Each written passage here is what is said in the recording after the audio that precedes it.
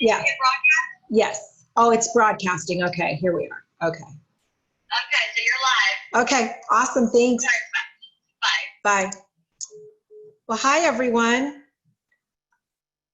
I see we have 32. Wow, lots of participants. I needed Kate to walk me through hitting the broadcast button. So I'm sorry, we're about 2 minutes late. I was in practice mode. I have everybody unmuted. Wow, we have 76 people on already. Wow. Well, welcome to negotiating, and going to hit a little bit of overcoming objections today. I promise you will be off of this meeting before 11 o'clock. That's the goal. I also hope that we can make it a little bit interactive by inviting any or all of you to participate. So I believe I have, oh my gosh, we have 82 participants already. I believe I've unmuted you. So if you want to mute yourself, that's certainly fine, but we'll get into a little bit of interactive work throughout. So let's see.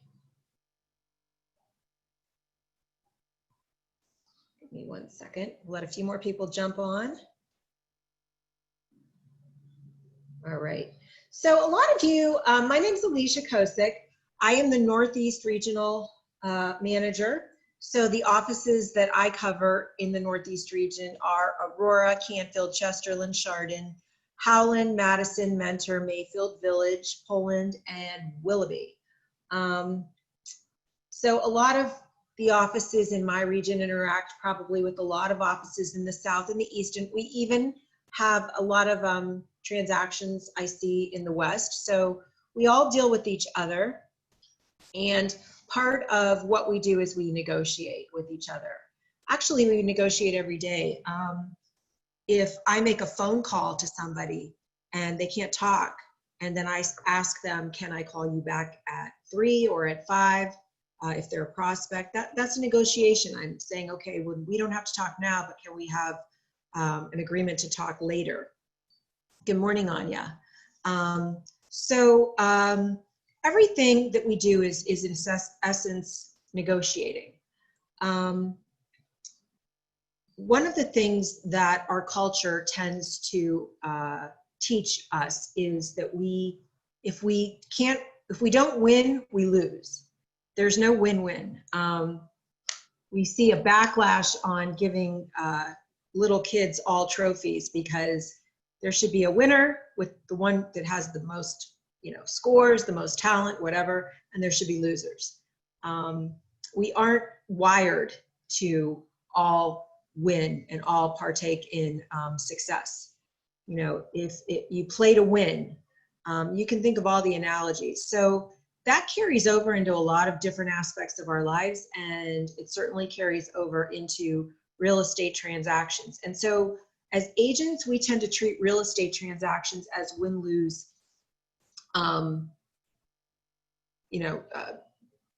It's win or lose. I either win for my client or I lose. I win as an agent or I lose.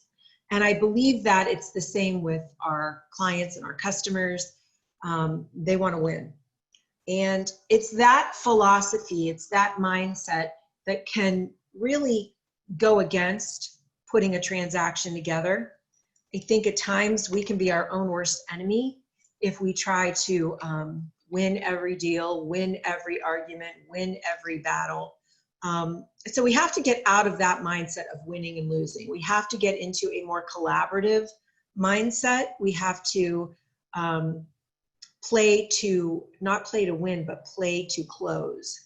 At the end of the day, we can win the battle, which is we win the argument, we stand firm on our price, and the other side doesn't come up or come down to whatever price it is, but we don't get a closing. Buyer moves on, the seller moves on, and so we don't put any money in our pocket. So you may win, but you may gain nothing. We want to focus on winning for our client, winning for the other side, because when the other side closes and the other side is in agreement and we close, everyone gets paid, everyone gets what they want. So one of the things we like to talk about is, you know, negotiating from a position of power, not of fear, not of weakness. So we have a lot of different things that help us as agents negotiate out of a position of strength. One of the things we have is our listing agreement. In our listing agreement, we have, and by the way, just to let you know, if you want to ask a question, you can go into the chat box and type a question and I will answer. We have 110 participants, so you know, that's a lot of people, but I'll try to answer as many questions as I can from you. I just wanted to put that out there. If in our listing agreement, we have a commission rate that says that our fee is $265, which is the flat brokerage commission, plus a percentage of the eventual sale price. Does anyone know what that percentage is in our listing agreement? Anyone want to type in a number there? Hopefully you've all listed a house and you've all, anybody? All right, it's 7%.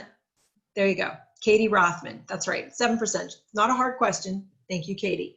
Our commission in our listing agreement is 7%. But guess what? We very seldom get a straight 7. And we get 7 and 5, we get 6, we get, you know, unfortunately, sometimes we delve into numbers that have a 5 in front of them. We very seldomly get 7 and 5. And it's because we are not negotiating properly. That's a negotiation point. We'll talk about that. Also, in our listing agreement, it says that the client will list with us for a period of 365 days, 1 year. I wish every listing went that long. I can tell you that most don't. We have 6-month listings, 9-month listings, hopefully nothing less than 6 months. Although right now in this market, it doesn't seem that that makes a big difference because most listings are selling within 6 minutes or 6 days. But so we have given you the tools to negotiate, you know, a listing, a new listing and the commission on that from a position of strength. Now the argument is probably going to be, yeah, but everyone else. Yeah, but everyone else goes lower. Everyone else will come down. Everyone else will give maybe a 4% listing. Every other company, they'll do 4. They'll do a 3-month listing. They'll do all these different things. That's right. So what do you have to have? You have to have the tools, the knowledge, and the negotiating skill to be able to get your full listing commission. And this isn't a class about listing commissions, but I just want to you know, kind of enlighten you about how much you actually negotiate. You negotiate for yourself every day. And unfortunately, a lot of us will short ourselves without even thinking about it. How many of you, you don't have to answer this, but how many of you have gone into a listing appointment, done a stellar presentation, shown your value proposition, shown what you can bring to the table to put more money in the seller's pocket at the end of the day, and before the seller said one word, as you were reading through your listing agreement, you said, well, our commission says 265 plus 7, but I won't charge you 7. We'll list at 7 and 5. Or I can bring it down to 6. Before a seller's even asked. If you're truthful with yourself, I think that happens a lot more than not. So number one, don't immediately discount yourself. Don't immediately discount your value, whether it's on the list side, when you're working with a buyer. Don't immediately do that. One of the reasons why as agents, we tend to not be as successful in negotiating as we should be is because we talk too much. A lot of times if we would just zip it, we would be quiet and listen, or just sit in silence and let that awkward silence reverberate, you would be very, very surprised at what you can negotiate by your silence. Anya said that's so true. She's right. So we want to negotiate out of a position of strength. Our listing agreement allows us, when we're getting a listing, to negotiate out of a position of strength. The goal of negotiations is really simple.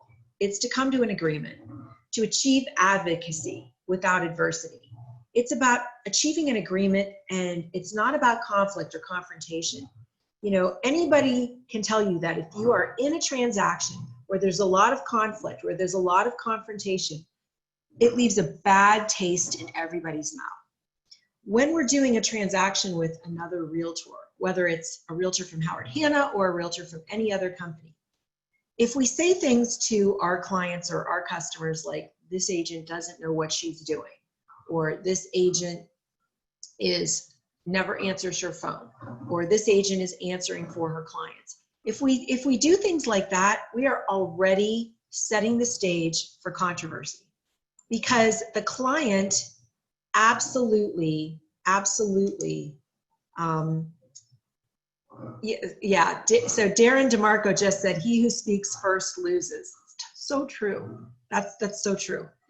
But clients associate agents and buyers together, or agents and sellers together. So the personality is seen as all the same. And what I mean by that is, if I'm working with an agent and that agent really thinks I'm a terrible, terrible agent, and they tell their client that Alicia Kosick is such a bad agent, she never calls me back, she's mean and she's confrontational and she doesn't let me talk and she's interrupting me all the time. Well, that may be great. They may end up hating me as the agent's client. Let's say it's a seller and I'm working with a buyer. That client may end up hating me, but they also end up hating my clients by default. They end up hating the people I'm working with because they put it all into a package. And if the realtor's bad, then the clients are bad. So everything we ask for, whether it's removal of contingency based upon having an HVAC system fixed, or if it's $500 to upgrade the electrical, whatever we ask for, or if it's $1,000 in closing costs, they perceive us as being bad and trying to, hurt them in the deal. So it's not good to be too open about your feelings. There's a great agent, I don't think he's on the call, Al Saratelli. He used to manage for Realty One. A lot of you probably know him. He is now an agent in our Poland office. And Al said, I don't care about how you feel. Really great statement. It sounds callous, but it's not about how you feel. It's about what's best for your client, what's best for my client, how we can agree to some kind of compromise and make it be good for everybody, feelings aside. So it's not about adverse. It's not being adverse. It's not about confrontation. In Fast Start, if any of you have taken Fast Start with either me or if you took it yesterday with Malia, I teach negotiation in Ohio. We talk a lot about the 4 stages of negotiating: preparing, exchanging information, bargaining, and closing and commitment. Unfortunately, the part that's the most important, which is preparing, that part is the part that we do the least, if at all. I like to say we all too often practice on our clients. And by that, we don't prepare. We throw things out that we think might work, and it hurts us in our negotiating. So we want to prepare, we want to exchange information, we want to bargain, we want to close. When you're preparing, it's really simple. You have to know the goals. What does each side want? And sometimes the easiest way to know the goals, this is going to be shocking, it's revolutionary, is to ask, to talk to someone. Now, if you have an adversarial relationship with the agent on the other side, it's really hard to call that person and say, hey, Anya, it's Alicia. I know we don't get along, but I'd like to know what your seller thinks about timing. When would it be easiest for them to get out of the house? Could they do immediate possession, or do I have to write an offer that gives them a couple of days or extra, possibly weeks? That's a lot harder to do if Anya and I don't get along. So that's part of the issue, is getting along with your fellow realtors so that you can call them and you can ask questions. It's really important when you're getting prepared, whether you are listing a house or you're writing an offer, to know what the other side's goals are. Knowing the players, what are the position of the buyer and the seller. Again, sometimes if you ask the other agent, they'll be free to tell you. Sellers are divorcing, the buyers are getting out of their lease and they need to move by the end of August. It's really important to know what their position is. The buyers have their house up for sale, they haven't sold it yet, but I think it's going to sell fast, and we just want to get this offer written so that when it does sell, they have an option. You know, whatever that position is, and the situational issues are so important also to assess. You know, what is going on with the sellers? What is going on with the buyers? What is going on with the neighborhood? What is going on with the market? In most markets we are in right now, we know one thing: it is a seller's market. Yes, Anya, we do love each other. It is a seller's market, and the problem with it being a seller's market is buyers haven't figured that out. I was with someone yesterday who's a friend of mine, but not obviously in real estate, and in her mind, the market is so bad, nobody's buying houses. So of course I had to educate her on the multiple offers that are out there, the fact that when a house goes up on the market, it literally sells within hours.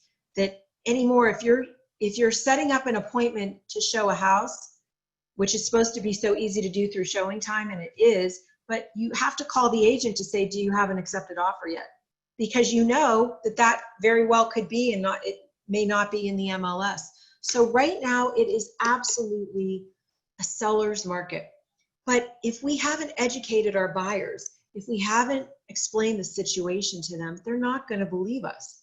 They're going to think we're just trying to make a quick buck. Now, by the same token, because it's a seller's market, we should not be too shy on what we list a house for. If the seller's in the best position possible, which right now I would say we've never seen a market like this for sellers. There's a lack of inventory. There is an explosion of buyers. I've got to tell you that I've had so many people call me that are thinking about selling. And what we're seeing in the market now is that younger families, people with younger children, they've been enclosed for 3 months. They've been in quarantine. The weather hasn't been that great. Right now, they're realizing that they need more space. They need more recreational space. They need bigger houses. They can't get away with the house they live in anymore, because now it is going to be potentially school space maybe next year. I hope not, but we know that nobody knows what the answer is going to be about getting these kids back into school right now. It is a workspace for parents and for kids. It's recreation space. There's not a lot of people going away this year. A lot of vacation plans have been put aside. So we know that the sellers are in a great position. So if you are listing a house, one of your value propositions has to be that we can get a seller more than they can on their own, and also that we can get a seller more than any other company can. And I know that because I've watched it happen. I'll give you a really good example. We had a listing go up for sale, and there was an exclusion. This was a high price listing. It was in the 800s or 900s. There was an exclusion that the sellers had, and we gave the sellers a 2-week exclusion. They got an offer from their exclusion. We also brought an offer in the first day. We had, we had the full commission on this, 7%. Think about that. Because we told them list it at full price, at full commission. Let's attract as many buyers agents and buyers as we can. And then, if it's way off the price, then we can talk about negotiating the fee after. But if we can bring you and put in your pocket more than you can on your own, then we deserve to be paid. So anyways, they had a number. They were for sale by owner. They had a number that they offered to their exclusion. And then we had a number that more than covered our commission and also put more money in their pocket. Long story short, at the end of the day, our offer brought them $75,000 more net after our commission was paid. So I believe wholeheartedly that an agent, just any agent, can bring any seller a better buyer. But then you add on to that a Howard Hanna agent with the incredible tools we have with buy side, where we can identify where the markets are hot, who the buyers we're already working with are. Our Find It First Friday strategy, listed on a Friday, promoted all weekend, only on Howard Hanna's website and social media. Show it on Sunday as an exclusive open. Put it into the MLS on Monday morning, but don't turn on the internet switch so that it's not syndicated. Leave it like that for a week. And only then, if you haven't sold it, turn the syndication switch. What that does is it creates urgency, which brings a better buyer with a better offer. So you'll ask, Find It First Friday. You're not opening it up to the whole MLS on Friday, on Saturday, and on Sunday. How is that best for the seller? Well, most agents, whether they're Howard Hanna agents or co-brokes, know about our Find It First program, and they certainly can go on to howardhanna.com and find a house that's listed in our Find It First program. They're on the website, show me only the Find It First houses. If an agent has a real buyer and you have a Find It First listing and an outside agent calls you and says, I will repeat that strategy, and says, Loretta, I have a buyer for your Find It First listing, but it's not in the MLS. I see it on Find It First. I'm sure that Loretta will say to that agent, absolutely, you can come and show it. But now Loretta, if she has 7% commission, she can tell this agent, I'm going to pay you 3 because we haven't put it into the MLS yet.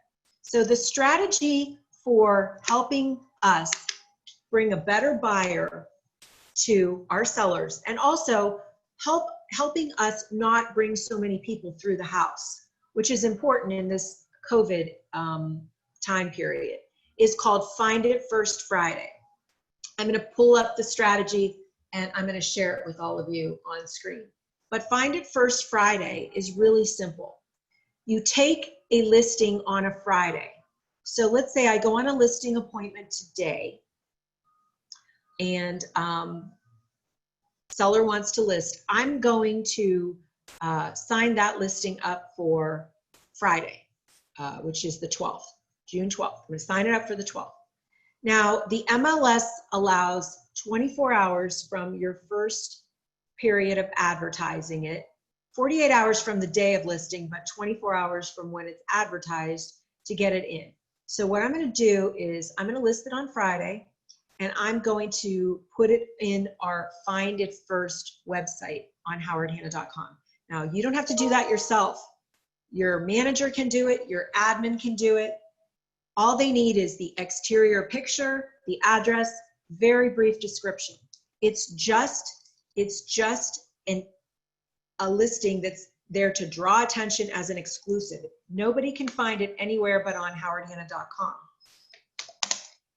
It goes to Real Scout people. Anyone registered in Real Scout will get that listing pushed to them as an exclusive, so they know it's not in the MLS yet. It goes onto the hot list, so your fellow Howard Hanna agents see it, know it's a Find It First, know it's not in the MLS.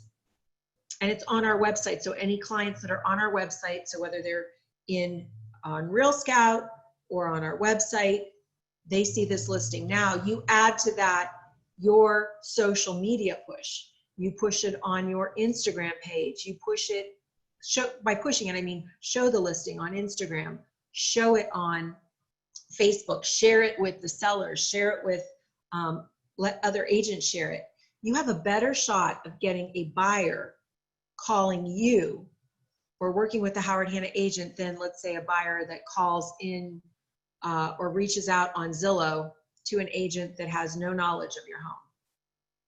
But also, it stops it from being in the MLS just for that weekend.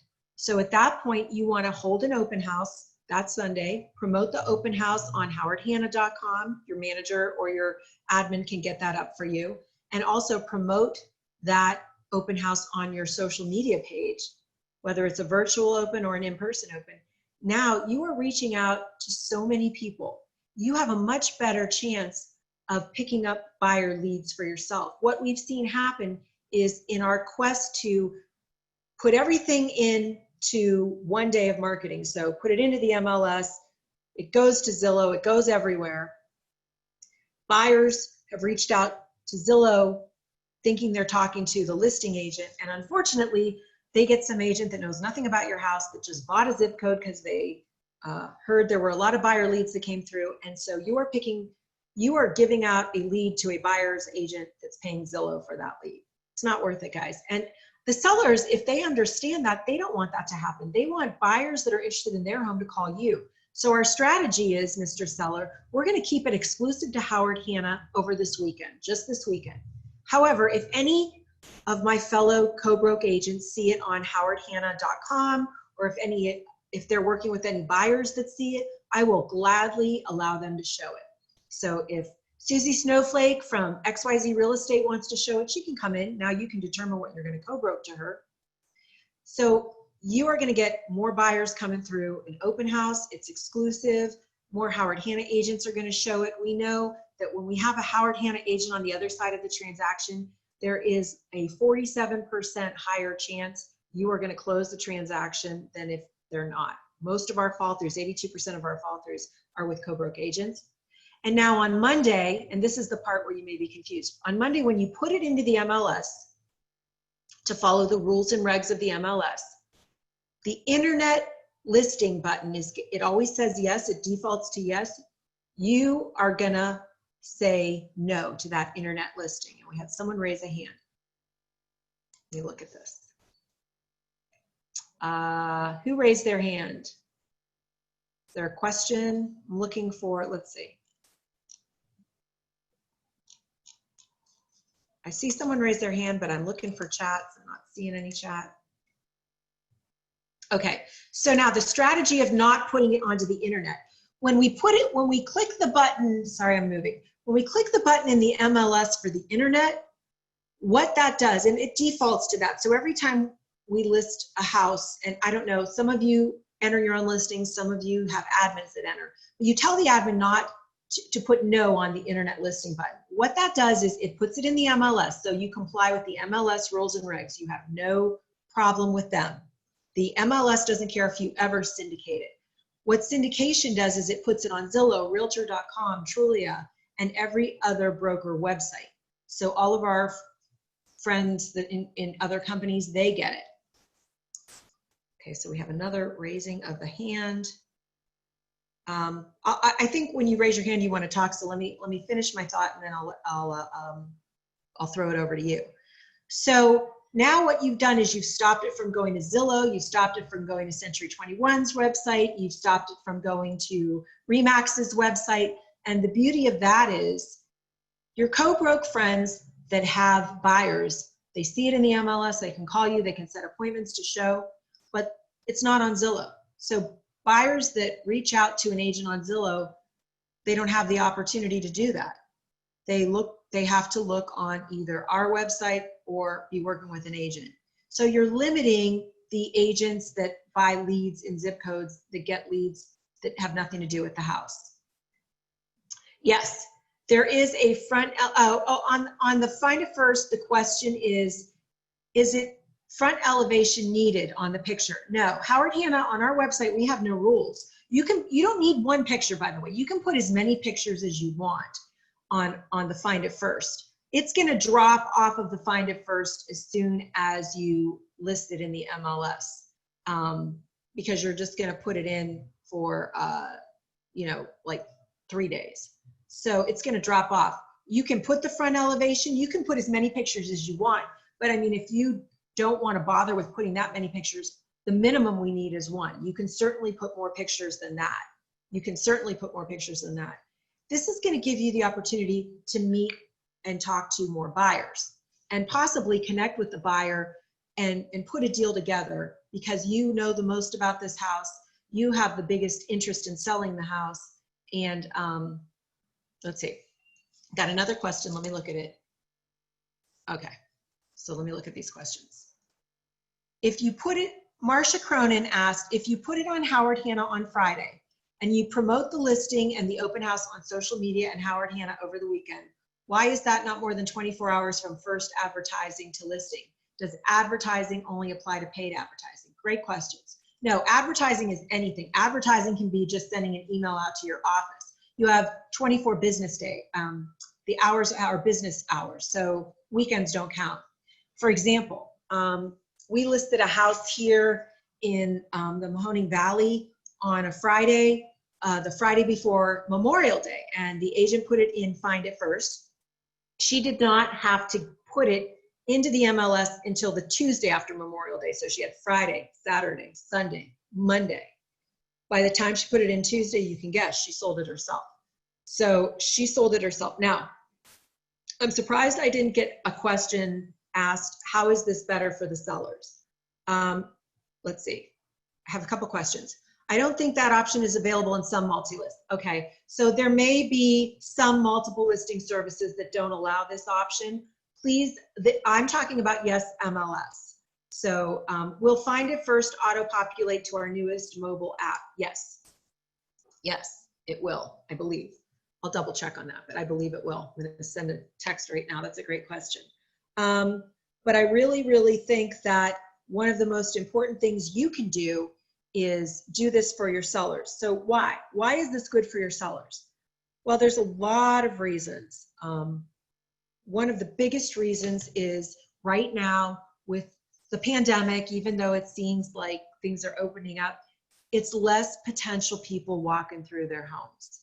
You know, less tire kickers, more serious buyers. The other thing is it creates an urgency that the buyers that are walking through know that if it's the Friday, the Saturday, the Sunday before you put it into the multiple listing service, right now, they know that it's not out there to the whole world, like that it's, you know, it's kind of exclusive. So they're going to write a better offer because they know that if they don't write a good offer, why would you not consider putting it into the MLS to get a better offer?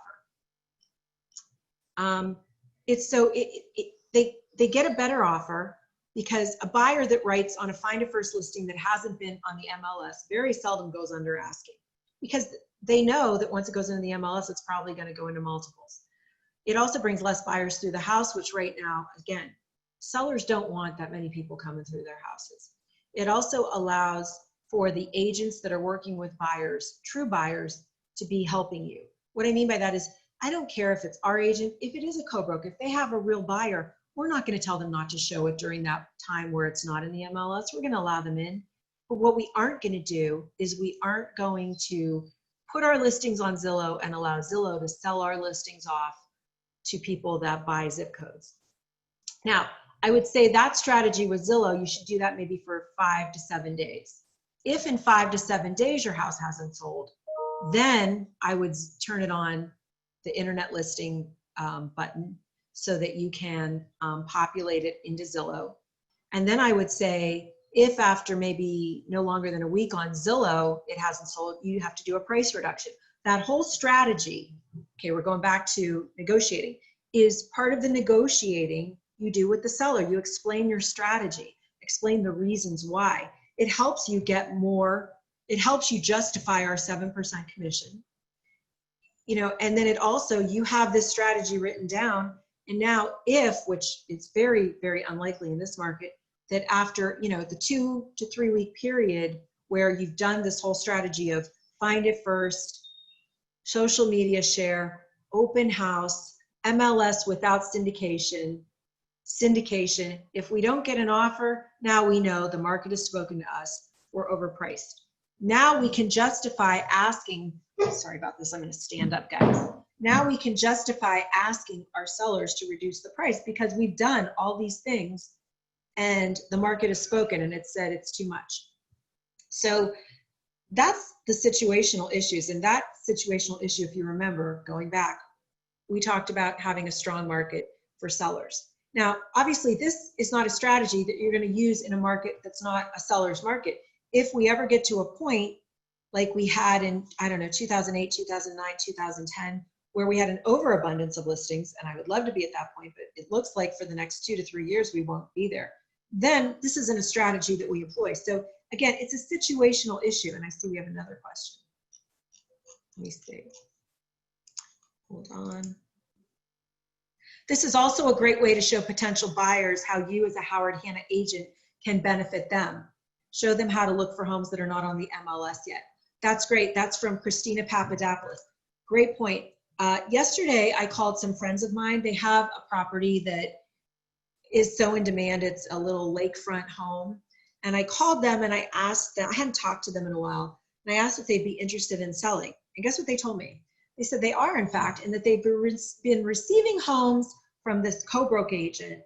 And I, you know, right away, again, people, talk to your sphere, because when you don't have them in the loop, when you're not in the flow with them, they go elsewhere. And the reason I hadn't talked to them is, you know, you get busy, but I also thought, we just sold them this house. There's no way they're gonna, this is their house they're gonna, you know, die in.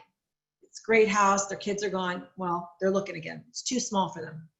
And a co-broke met up with them at an open house and put them into the MLS portal. So to your point, Christina, right away, I said, you know what, you need access to our Find It First listings, our exclusive listings that only we have access to. And the MLS portal is one of the worst ways I know to look at homes. So I'm gonna put you in Real Scout.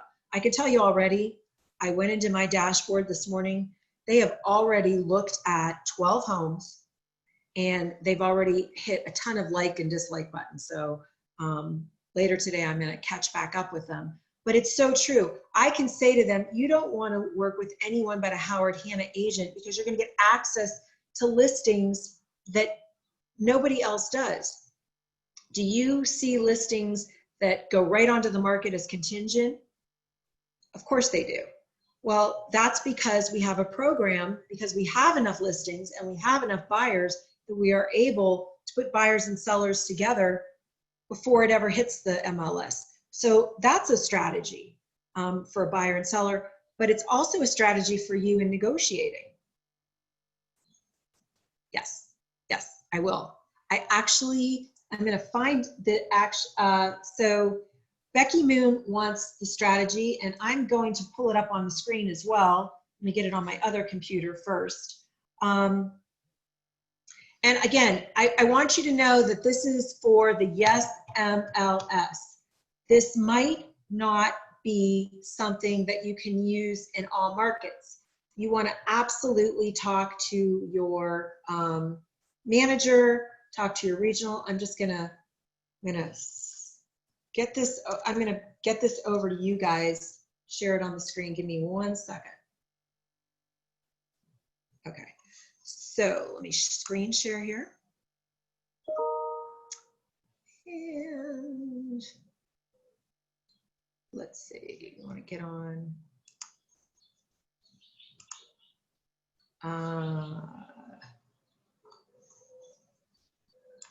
Get off my full screen for a second.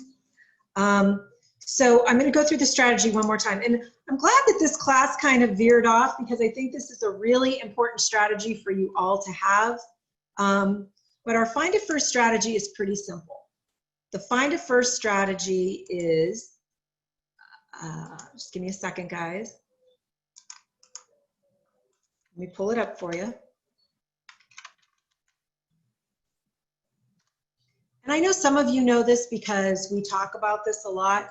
And even if you don't have access to this in your market area, there are other things you could do. Work with your managers and your regional managers to find out ways that you can kind of circumvent the process of putting it into the MLS right away. Or I know in most markets, if we do have a little bit of time before we need to get it in the MLS, the one thing we can certainly do is we can certainly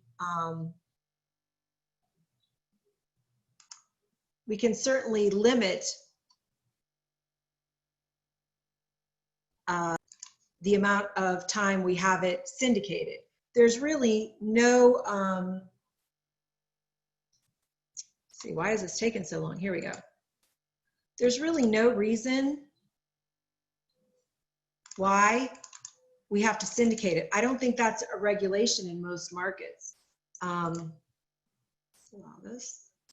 I'm gonna get this out to you. Hold on 1 second.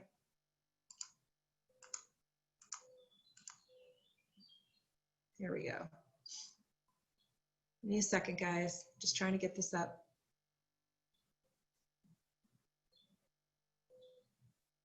Of course, it never takes this long to load. And of course, when you're on a meeting like this, it's gonna take forever to load.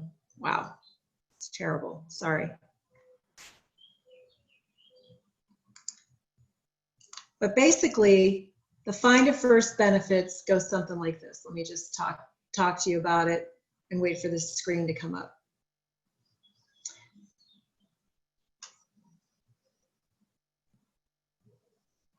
So let's say you are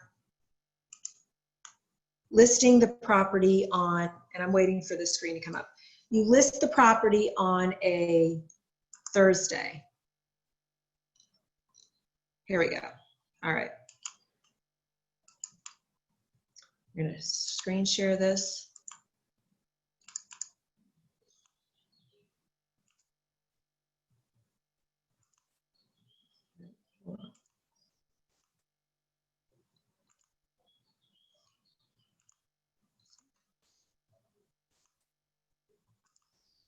Okay, so if you can see this, let me just get this up.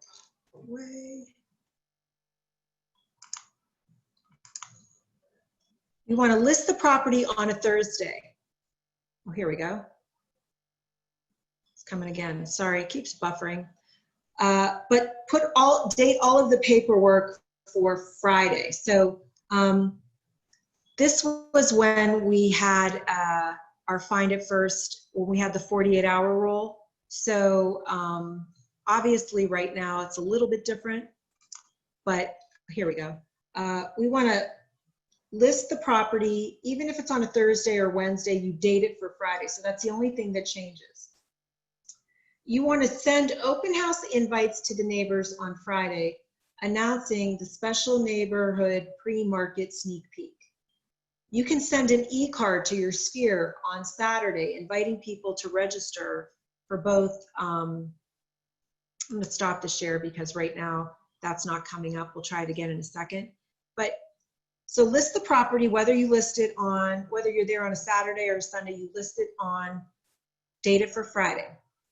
Send an open house invite to all neighbors on Friday, announcing the special neighborhood sneak pre-marketing open house that you're going to have that Sunday. Send your open house e-cards to your sphere on Saturday. You're going to inform the office that the house will be open on Sunday. You also, by the way, on Friday, sorry, you put the listing into Find It First. So you make sure you put the listing into Find It First. Send an e-card to neighboring offices, post on social media, hold it open on Sunday, follow up with the neighbors, enter it into the MLS on Monday. Now for any market, I think you're able to click no for internet listing, which what that does is it doesn't syndicate. So even if you have to put it into the MLS immediately, you don't have to syndicate it. So you don't have to send it to Zillow, and you don't have to double check with your managers, but you don't have to do any of those things. Enter it into the MLS on Monday. You know, hold the broker tour if you're still holding those tours in your offices. And then, you know, then after 10 days or 7 days, if it hasn't sold or you haven't got an offer, then you put the internet part of that listing over to yes, you activate it. Because what you're looking to do is you're looking to bring in buyers who either are working with agents, or if they aren't, you want to direct them to you. So those are the few steps. I'm going to send this out because we have a new Find It First Friday recap. I'll send it out to your regionals and make sure they send it out to all of you. You guys can also email me for this strategy. I am A like ant, K like kite, O like orange, S like Sam, E like Edward, C like cat, A Kosick at howardhanna.com. You email me, I'll be happy to send it to you because I don't know everyone that's on. But when we get to negotiating, again, assessing the situation. So guys, if you are working with sellers right now, don't be afraid to challenge the market with price.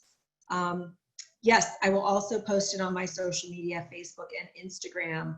I also have Twitter. So yes, and if you aren't friends with me, friend me. But situational issues right now, if we're talking about negotiating, put the seller in the driver's seat in I would say probably 85% of the time. So the seller's in the driver's seat. So we have to explain to the buyer that they can't come in with an offer that's too low. Even if the house has been on the market for a while, it's going to cause conflict, consternation, and the lower they start, the higher they can end up. We want to set some targets. You know, where do we want to end up and when? And we also have to plan for concessions. So if you are working with a buyer and the buyer says, I want to offer X, and you just say, okay, and you write the offer, it's like writing an order. You're being an order taker. We aren't order takers. We are salespeople. Salespeople negotiate. So, you know, it's up to you to say, well, I understand you want to write your offer for 100,000. However, this market right now, between 100 and 199 in this school district or in this city is so crazy that last week we had 357 showings in this price point. This house was just listed. We know that there are 15 showings today. Do you think that if we don't go at least at full price, we're going to have a shot? Because I really don't think it's going to be worthwhile. Oh, so hold on. Christina said she meant the listing that's new, not the find a first listing. Yes, you're right. Absolutely post your new listing on social media, Facebook, blast it out. That's part of the find a first strategy. But we have to show the clients the situational issues that are affecting them and how that is part of the strategy of writing an offer. So you need to use data, whether that is showing time data to show how many showings there were in the last week or last month in the price point, whether that is for trend graphics data, and that's another class that we can do one Wednesday. Class on trend graphics would be great. I love trend graphics. And trend graphics will show visually the trends in a neighborhood, in a market, in a zip code. So it'll show that listings, which might have been up here, start to go like this. Sales, written deals are going like this, and closed deals are going like this. So, you know, we have an intersection, of course, where we have more buyers than we have sellers. So the buyers can see they're really not in the driver's seat, and it shows that at different price points. You can also just go directly into the MLS and pull similar listings and show your clients, okay, this one, it was listed on a Monday. It went pending on a Tuesday, probably because it went pending on Monday and the agent just didn't put it in pending. It closed 32 days later for 5,000 over asking. Pretty much know this was a multiple offer. So you can show specific examples that are relative to the property that you're showing. You know, and you also have to assess the buyer's strength. You know, are they cash? Are they 20% down with a great pre-approval from Howard Hanna? Do they need any concessions? Do they have anything to sell? Do they have things like earnest money? How much earnest money? When you're negotiating, and by the way, if you are negotiating on behalf of the seller, especially if you're in a multiple offer situation, unless there is a ton of earnest money as part of the original offer made by the buyer, you should always counter with more earnest money in this market. Remember, it's a seller's market.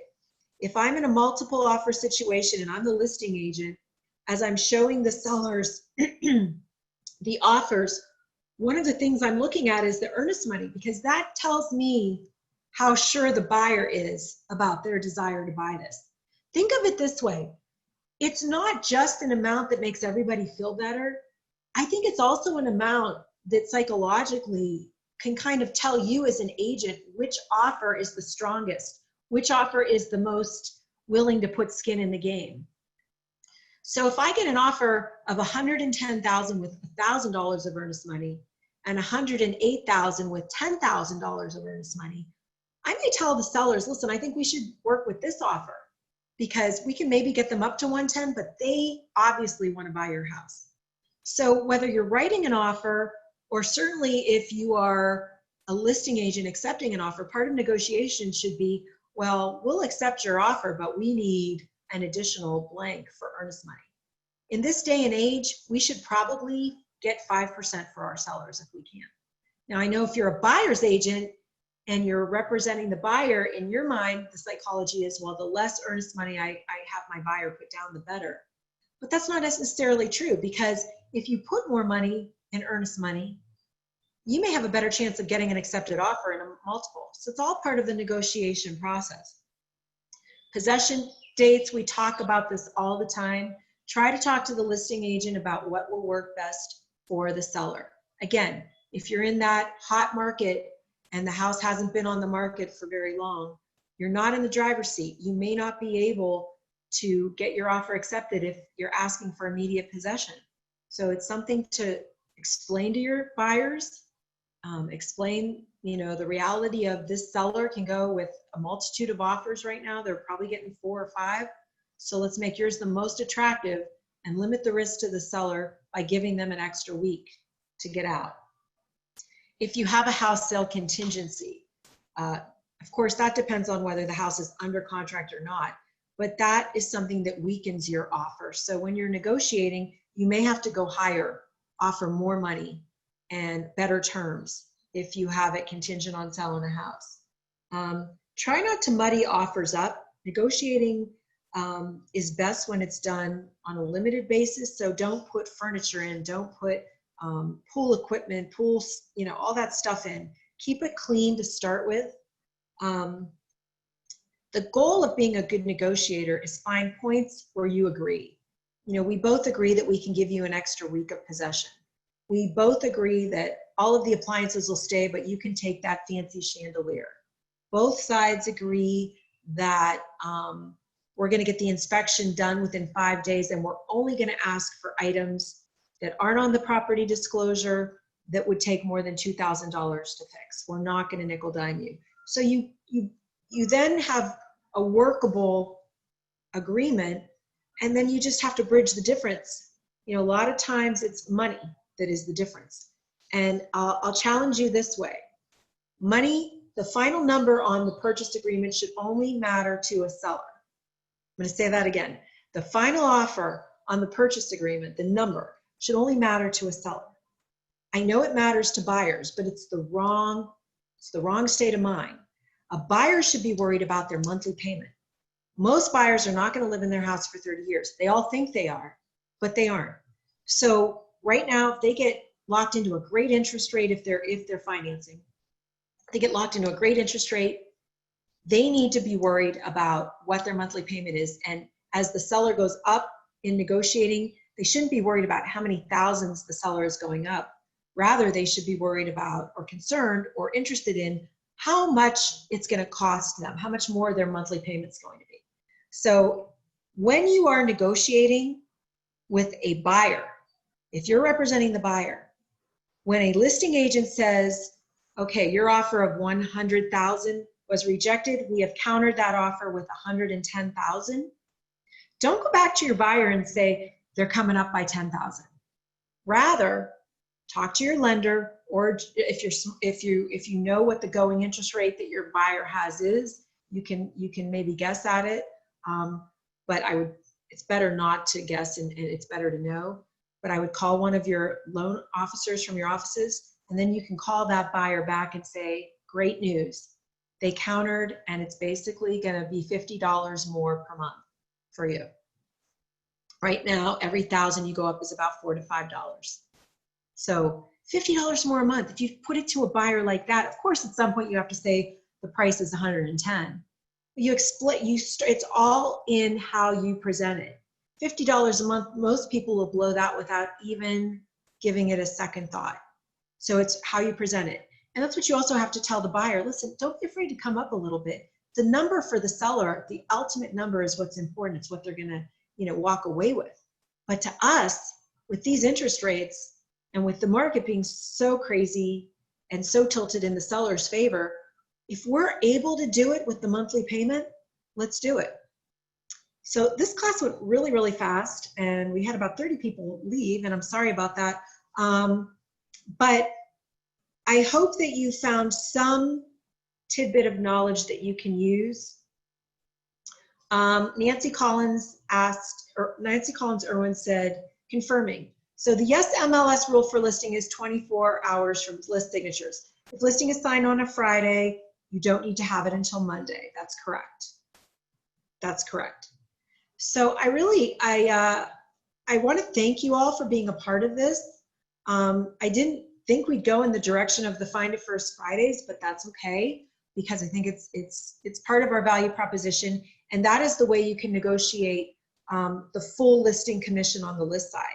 And if you don't have the ability to do that with your MLS, I'm guessing that you do have the ability to not turn that internet syndication switch on. Check with your managers, because what that'll do is it'll at least stop people from profiting off of your listing by receiving leads from Zillow.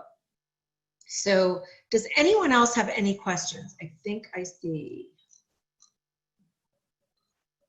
Great, great, great. So Becky Moon, interesting. Becky Moon had 18 showings on a delayed showing and already one purchase offer before showing the house. Negotiation will be important. So Becky, so one more thing, when you are the listing agent, you're getting multiple offers. I think the best way to do it, I mean, if you're really tech savvy, I'm not, you can create a spreadsheet, but really, I think it's important for you to set just for the seller, you set out, price, terms, possession, things like that. And then you put the pros and cons of each offer to make it simple. And I think it's important to do a net sheet for each offer so that you do have the net. And then maybe even on that net sheet, you write down things like possession, you write down things, because possession is always important, dates. Also, listing agents, you're in a position of strength. Don't ever allow a buyer's agent to ask for more than 10 days on a home inspection. The faster, the better. If you can tighten it to 5, because if it is going to fall apart at home inspection, we want to get it right back on the market. And listing agents, when you are accepting multiple offers, accept a backup. If you have a backup, it makes buyer number 1 much more unlikely to back out of the deal.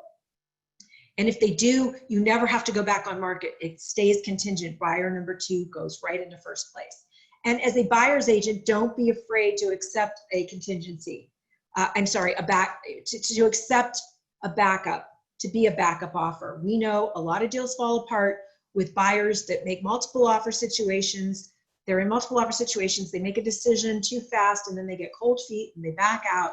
So you could very well end up winning the house for your client. So thank you all. I know I'll be on again on another Wednesday. I'd love to teach trend graphics. It's one of my favorite tools, and it's very helpful to show the trends in a market for your clients. So we stayed under an hour. I appreciate you all being on. And again, if you have any questions, don't hesitate to reach out to me, Kosek, AKOSEC @howardhanna.com. Have a great day, happy selling, and get a listing.